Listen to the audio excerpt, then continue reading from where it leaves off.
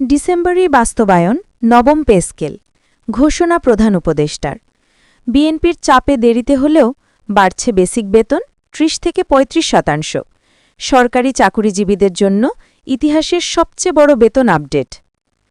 নবম পে স্কেলের আপডেট সবার আগে পেতে চ্যানেলটি সাবস্ক্রাইব করে সম্পূর্ণ ভিডিও দেখতে থাকুন, তাহলেই বুঝতে পারবেন। অবশেষে ডিসেম্বর থেকেই বাস্তবায়ন হতে যাচ্ছে বহুল প্রত্যাশিত নবম পে স্কেল। দীর্ঘদিন আলোচনার পর আজ আনুষ্ঠানিক ঘোষণা দিয়েছেন প্রধান উপদেষ্টা।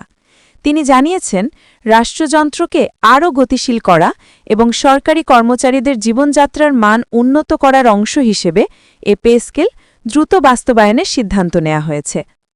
প্রধান উপদেষ্টা তার বক্তব্যে জানান, বিভিন্ন রাজনৈতিক চাপ, বিশেষ করে বিএনপির ধারাবাহিক প্রতিবাদ ও আপত্তির কারণে কিছুটা বিলম্ব হয়েছিল এই নবম পে স্কেল বাস্তবায়নে। তবে সরকার সব দিক বিবেচনা করে শেষ পর্যন্ত এই মাসেই সিদ্ধান্ত চূড়ান্ত করেছে। তিনি বলেন, দেশের প্রশাসনিক কাঠামোকে আরও শক্তিশালী ও আধুনিক করতে হলে সরকারি কর্মচারীদের বেতন কাঠামো সময় উপযোগী হওয়া জরুরি। তাই ডিসেম্বর থেকেই নবম পে স্কেল কার্যকর করার নির্দেশ দেয়া হল। এই নতুন পে স্কেলে সরকারি কর্মচারীদের বেসিক বেতন ৩০ থেকে ৩৫% পর্যন্ত বৃদ্ধি পেতে যাচ্ছে। এর ফলে দেশের প্রায় সব স্তরের সরকারি কর্মকর্তা-কর্মচারীরা সরাসরি উপকৃত হবেন।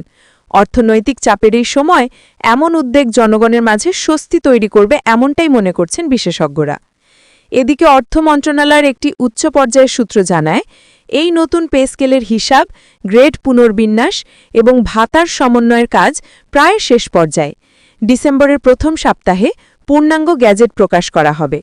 নতুন বেতন কাঠামোতে বেসিক বেতনের পাশাপাশি কয়েকটি ভাতাতেও পরিবর্তন আসতে পারে বলে ইঙ্গিত পাওয়া গেছে, যদিও এ বিষয়ে এখনও আনুষ্ঠানিক ঘোষণা দেওয়া হয়নি। সরকার জানিয়েছে, এই পে স্কেল বাস্তবায়নের ফলে বার্ষিক অতিরিক্ত ব্যয় বাড়বে, তবে রাজস্ব খাত ও উন্নয়ন পরিকল্পনার পুনর্বিন্যাস করে সে চাপ সামলানো হবে। প্রধান উপদেষ্টা মন্তব্য করেন, রাষ্ট্রের উন্নতি তখনই সম্ভব যখন প্রশাসনিক কর্মীরা আর্থিকভাবে স্বচ্ছন্দে থাকবেন। তাই এই বেতন বৃদ্ধি শুধু সরকারি কর্মচারীদের জন্য নয়, পুরো দেশের অগ্রগতির জন্য একটি গুরুত্বপূর্ণ পদক্ষেপ। এদিকে সাধারণ সরকারি কর্মচারীদের মধ্যে দেখা দিয়েছে উৎসাহ ও স্বস্তি। তারা জানিয়েছেন, দীর্ঘদিন অপেক্ষার পর এই সিদ্ধান্ত তাদের জীবনে বড় সহায়তা হবে। দৈনন্দিন খরচ, বাজার মূল্য, শিক্ষাব্যয় বেড়ে থাকায় পুরনো বেতন কাঠামো দিয়ে সংসার চালানো কঠিন হয়ে পড়েছিল।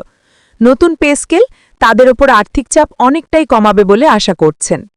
রাজনৈতিক অঙ্গনেও এই ঘোষণা নিয়ে শুরু হয়েছে নতুন আলোচনা। বিএনপি দাবি করেছে, সরকার তাদের আন্দোলন ও চাপের মুখে পড়ে হঠাৎ সিদ্ধান্ত নিয়েছে। তবে সরকার বলছে, এটি সম্পূর্ণ রাষ্ট্রীয় প্রয়োজন ও প্রশাসনিক সংস্কারের অংশ। দেশের স্থিতিশীলতা ও অর্থনীতি পুনরুদ্ধারের জন্য সরকারি কর্মচারীদের প্রণোদনা দেয়া জরুরি ছিল।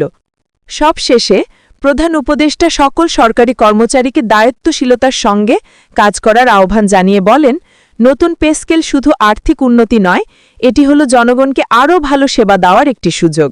প্রশাসন শক্তিশালী হলে রাষ্ট্র শক্তিশালী হয়। ডিসেম্বর থেকে এই নতুন নবম পে স্কেল বাস্তবায়িত হলে তার সরকারি চাকুরিজীবীদের পাশাপাশি সামগ্রিক অর্থনীতিতেও ইতিবাচক প্রভাব ফেলবে বলে আশা সকলের। এখন অপেক্ষা শুধু চূড়ান্ত গ্যাজেট প্রকাশের।